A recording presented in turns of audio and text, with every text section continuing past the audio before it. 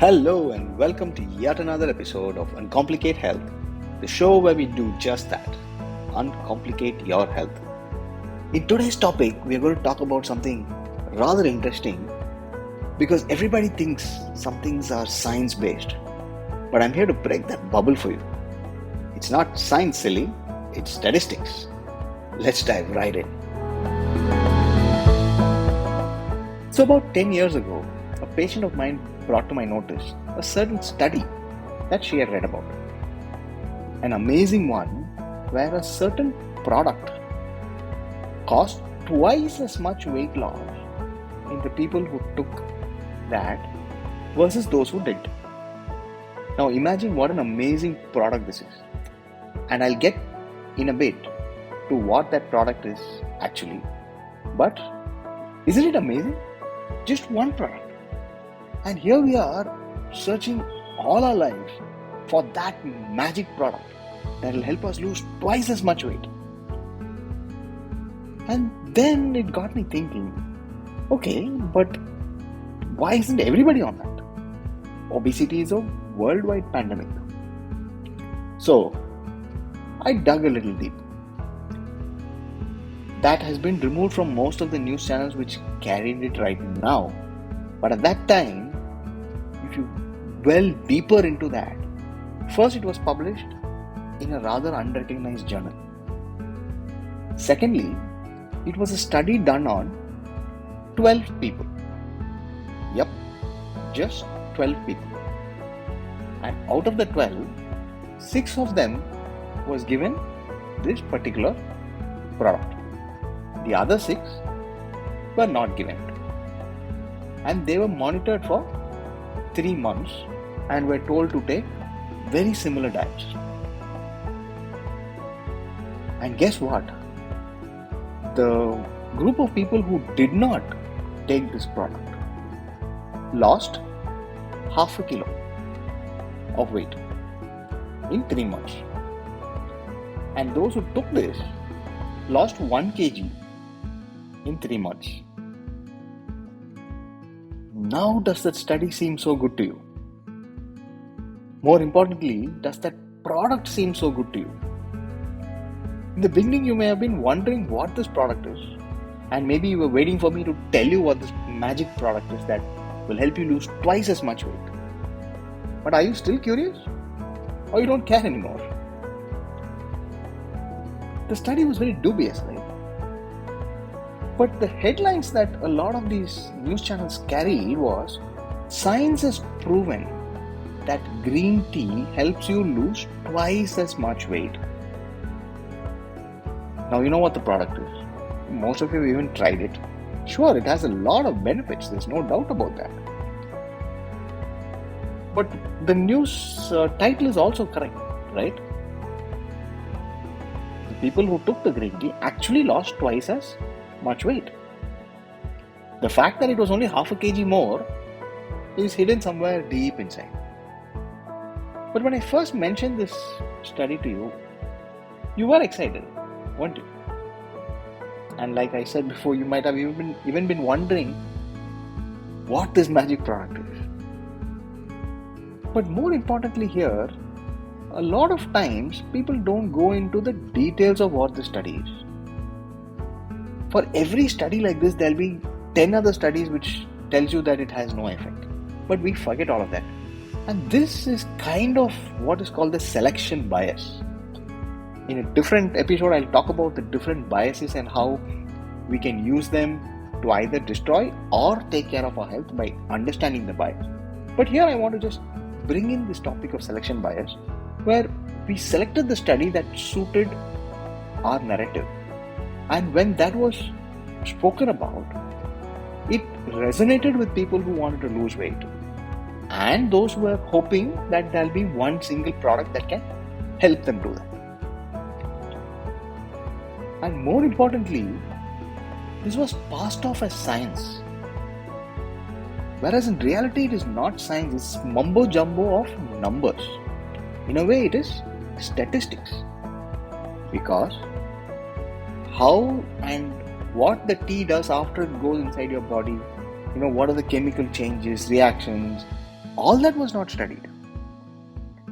It was an observation that was taken and put into numbers, and no serious journal will carry something like this. One, because even statistics in a way is science. So there are p-values and confidence intervals and various things that kind of tell us, is this statistically significant? In this particular study, clearly not. It was just an observation. And the title was right. It was a clickbait for all practical purposes. So this comes, or rather I'd like to come to a larger subject here, is anytime you read something, you'll have to go back deeper and see if, first of all, there is meaning to it. Second, if it was worth following and trying. Because very often we read something like this. Today you'll read green tea does this, and tomorrow you'll read green tea does the exact opposite. One day you'll read 8 cups of coffee cures cancer maybe, and in another study 2 days later you'll read 8 cups of coffee actually causes more problems. And for any food item that you take, any diet that you take, there will be equal number, if not more, studies on the opposite side of what we want. But why is this also important besides the study component is when someone refers to these studies. And then you'll have to wonder, what are they peddling? Now, if I am selling you green tea, I am going to take papers and studies that show the good effects of green tea and then show them to you. Under the garb of science and poorly done statistics, I am actually making you believe that this is science. Right? Do you understand where I'm coming from? So that's why this becomes important, because we sometimes blindly follow it. We may not have the time to read through it. We may be skimming through articles, we may be skimming through news titles, and this will stick to our brains.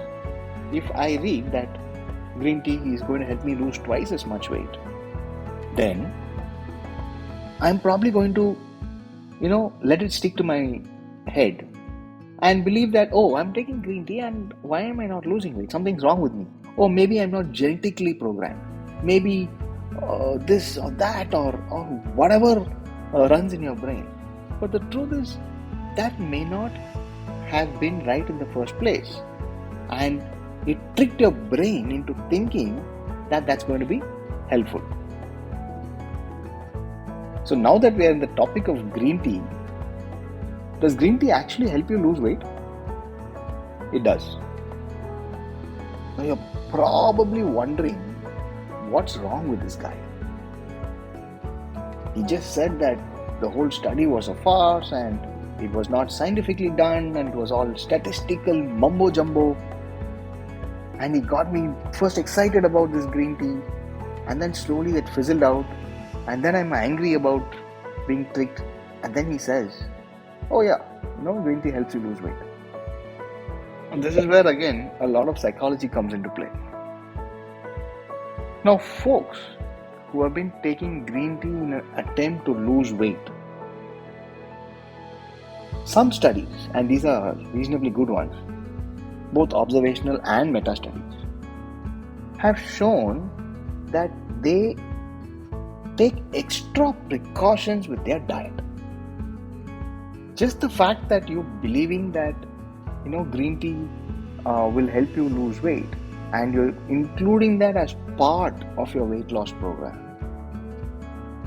it will help you lose weight because overall you're cutting down and watching what you're eating. It's not just the tea itself, but how it fits into the larger aspect of your daily life. Just that because I kind of made you think that green tea is useless, that's not my intention, because it's not. Anything is healthy and anything is unhealthy. I will come to that in an entirely different topic, but green tea does help you lose weight like this. But if you're looking at that as a magic ingredient and thinking, oh, I'm not going to watch what I eat, I'm just going to, be myself, and I just read that I lose twice as much weight if I drink green tea.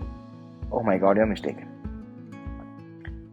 So this was the essence of what I wanted to communicate and convey here. You'll have to take these studies with a pinch of salt. Actually, you'll have to take it with loads of salt and oregano and pepper and whatnot, because there are so many of these doing the rounds. So how can you differentiate? Well, you can't, and I'm sorry to break that bubble. Even reputed journals have taken studies in good faith and then later realized that it was sponsored by somebody. There was a lot of conflict of interest. Imagine if I am selling you green tea and then I do a study or I sponsor a study that talks about the benefits of green tea, and if the study comes out neutral, I'm not going to publish it. Or I'm going to try and take away the results that don't accept my thesis, and then say that, oh, you know what, it made a difference in 20 people, and then leave away the data that it didn't make a difference in 40 people. So you'll have to look at conflict of interest whenever you read about health papers. See if there is a conflict of interest. But before we get there, first step is to see if it is published in a reputed journal. There are a lot of reputed journals that have certain standards to take in studies. Again, like I said, it's not that because it's in a journal, it's great, but that's like a reasonable first step.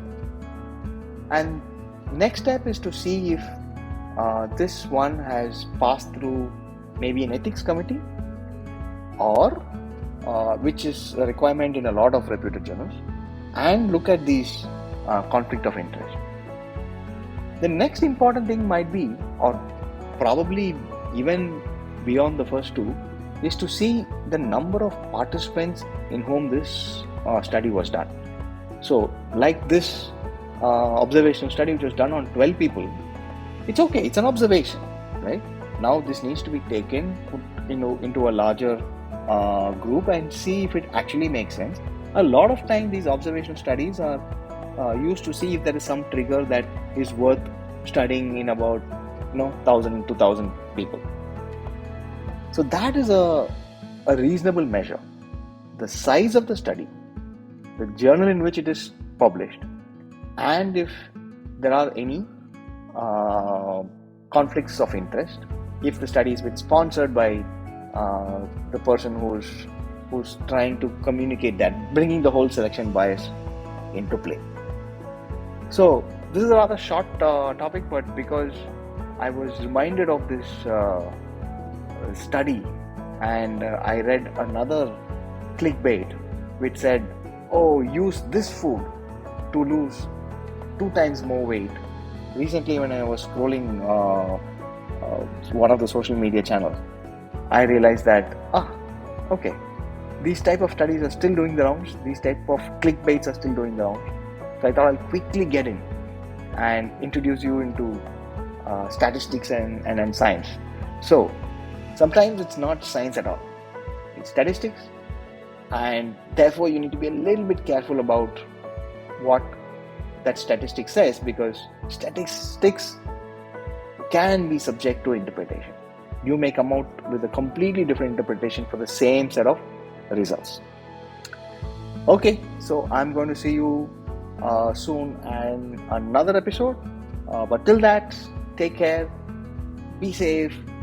I will talk to you soon. Goodbye.